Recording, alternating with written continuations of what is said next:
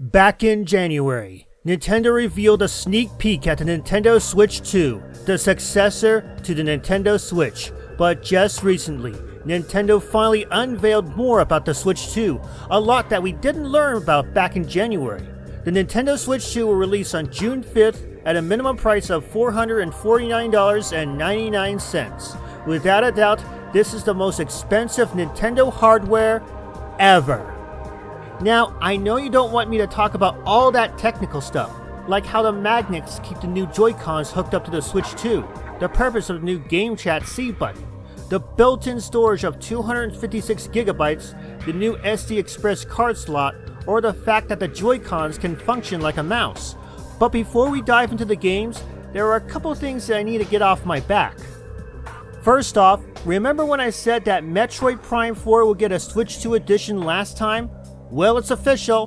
Metroid Prime 4 Beyond will feature a Switch 2 edition that has the original Switch version of the game, plus an upgrade that allows you to choose from 4K resolution at 60 frames per second or performance mode at 120 frames per second and 1080p on the TV.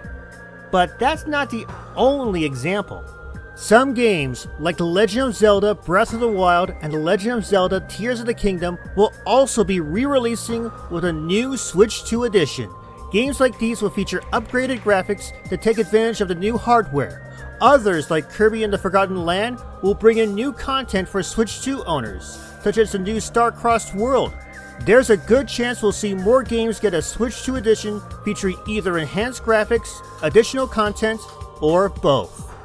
Now, on to the elephant in the room. As you all know, the Nintendo Switch Online services, now called Nintendo Classics, has announced GameCube games exclusively on the Switch 2.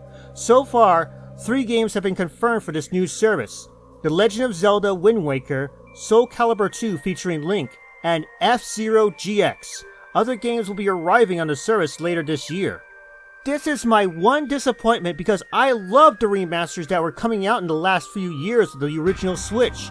Classic games that were re-optimized for the hardware and given some new life, like Metroid Prime Remastered, Pikmin 1 and 2, and Paper Mario and the Thousand Year Door.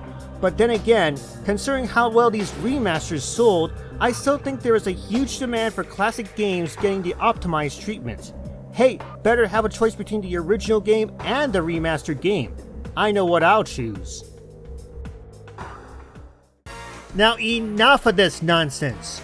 Y'all came here to hear what games caught my attention in a positive way, and I aim to tell you which ones did. First off, you all know this was coming, and I knew it was going to happen a mile away. A new Mario Kart game for the Switch 2. But not just any Mario Kart game. I present to you Mario Kart World. The first open-world Mario Kart game, period. Unlike previous Mario Karts, every course in the game is now connected to a giant open world, taking cues from other racing games like Forza Horizon, Burnout Paradise, and Need for Speed Unbound, to name a few. And you don't have to wait too long. Mario Kart World will release when the Switch 2 launches. Though the price tag might be a bit bloated compared to other games. But Nintendo's not the only company populating the Switch. Other companies are joining in on the fun as well. Case in point, Elden Ring. Yes, that Elden Ring. Courtesy of From Software, the creator of Dark Souls and Demon Souls, due out later this year. Not only will the base game be featured, but it will also include the Shadow of the Erdtree expansion and so much more. And guess what? That's not the only thing coming from Software on the Switch 2. More on that in a sec. If you enjoy Hades on the Switch, Hades 2 should be your cup of tea. Journey through the underworld as the Princess of the Dead as you seek out to destroy the Titan of Time. Like with Elden Ring, you can journey down to the underworld sometime later this year. Now that's a good way to get things started. The Switch 1 already had its fair share of Street Fighter games, but it looks like Street Fighter 6 is also coming to the Switch 2 as well. Due out on release day, the Switch 2 version will also feature additional characters from year 1 and 2, plus it will also feature compatibility with Street Fighter 6 Amiibo. A shame that the physical version is just a key card without the entire game on it. Capcom, what are you thinking? I was wondering when we would get another Demon X Machina game, despite having not played the original, but we get our wish in the form of Demon X Machina Titanic Scion. Due out September 5th, courtesy of Marvelous Studios, you once again take arms in your own mech and engage in battle in a huge world. You know, I still need to get the original before it becomes a rarity in the gaming world. And as I am a fan of remasters, I am pleased to announce that Tony Hawk 3 and 4 will skate onto the Switch 2. No pun intended. Due out this July, skate your way through with familiar faces, new characters, and wait, what's this? Why are we now seeing a pineapple under the sea? Do I smell a crossover with SpongeBob? Well, it won't cost me my leg. And it looks like remasters of 3DS games aren't going to stop because the original Bravely Default is getting an HD remaster under the name Flying Fairy HD Remaster, due out launch day. Now that's the good news. The bad news is, like Street Fighter 6, this game will also be locked to this new keycard feature requiring a download. I wonder if the Japanese version of this game will have the entire game on the card. There are also other remasters coming to the Switch 2 as well. Hitman World of Assassination will be one of the launch titles on June 5th, including tons of content for Agent 47 to partake in. Yakuza 0, a prequel to the original classic, also due out on day 1, will feature new cutscenes not found in the original 2015 release. With these kind of remasters, it makes me wonder if others will follow suit as well. If you loved the first Hyrule Warriors game, then you're going to enjoy Hyrule Warriors Age of Imprisonment. Set before the events of Breath of the Wild, you lead Zelda and Azonai in their war against the Demon King, Ganondorf. This game will release this winter. You know, much like the original Hyrule Warriors, I hope Ganondorf is playable. After all, who doesn't want to play as the Demon King and go on a rampage? You know I do. But there were a lot of games being packed in for the Switch 2 from third parties that I couldn't keep track of. Oh boy, that was a doozy. Case in point, Cyberpunk 2077 is getting an Ultimate Edition on launch day, and unlike Street Fighter 6, it will release on a 64GB card. Quite impressive! And I heard this game is better now than it was when it originally released back in 2020. Reminds me of how No Man's Sky rose back up and later came to the Switch 1. Final Fantasy VII Remake Integrate is also making the jump to the Switch 2. While there's no official release date, it's great to know that the Switch 2 will be getting this game, which makes me wonder if Final Fantasy VII Rebirth will also get the Switch 2 treatment, or maybe even the entire Kingdom Hearts franchise. Well, better that than a Cloud Edition on the Switch 1. Ugh.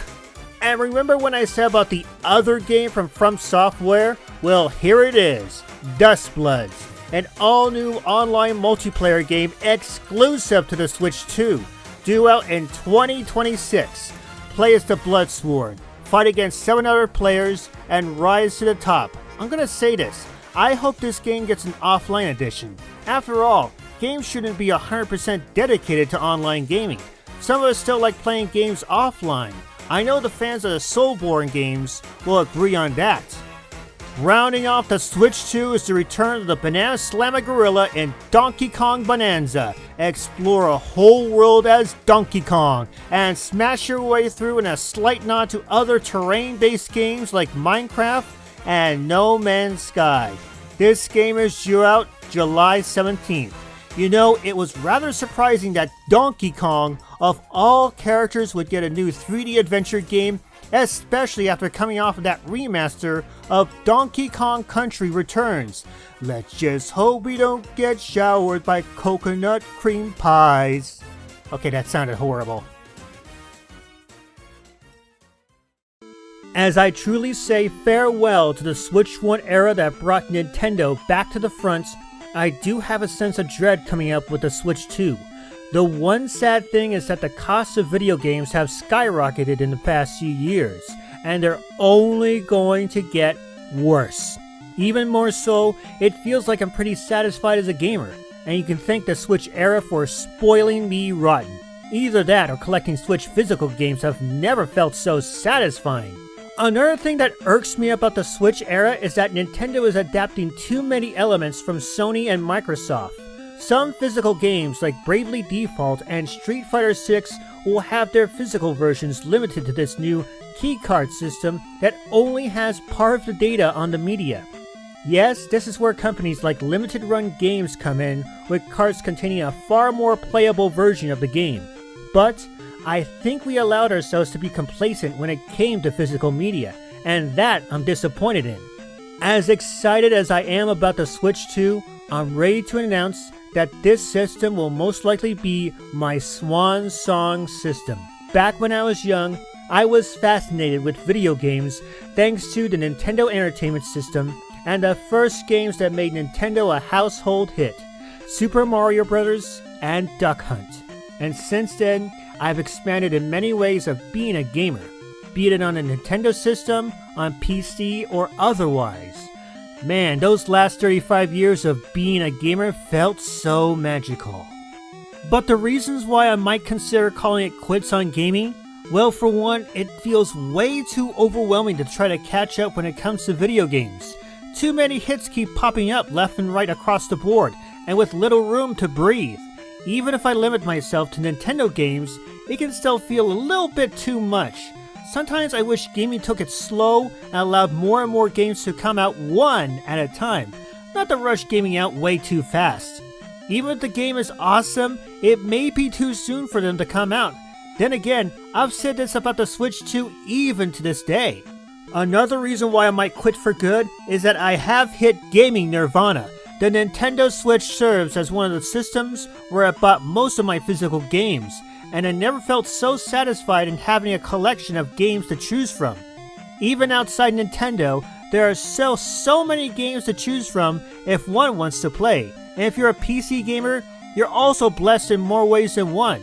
You have multiple storefronts to choose from, various online games like Fortnite, and so many more that will cause your head to spin. When you have so much to choose from, why do you need any more games? But the most important reason why I might quit for good, I will say this again, gaming as a whole is also getting more and more expensive, and the $449 price point is direct proof. While gamers like myself can afford these titles, it's going to get harder for new gamers to jump into the hobby because of its higher price. And not just for new titles, but also for used titles. Even the cost of hardware across the board has gone up, not just with dedicated consoles, but also for personal computers, tablets, and smartphones. They're all jumping up in price. Yes, there are cheaper alternatives, but how long until casual gamers are priced out of the video game industry? How long until the industry goes belly up because the price is out of reach for so many? Heck, it's a question even I can't answer. The next 5 years are going to be extremely critical for Nintendo, and in ways even they can't comprehend. Even if they don't sell as much as the original Switch, I only hope Nintendo can succeed and thrive while the whole industry faces harsher times worldwide. But as I always say, only time will tell what the future will bring. As for me, I will continue the Switch Watch program for as long as possible until the day I choose to quit for good. Until that day comes, I'm switching on out of here.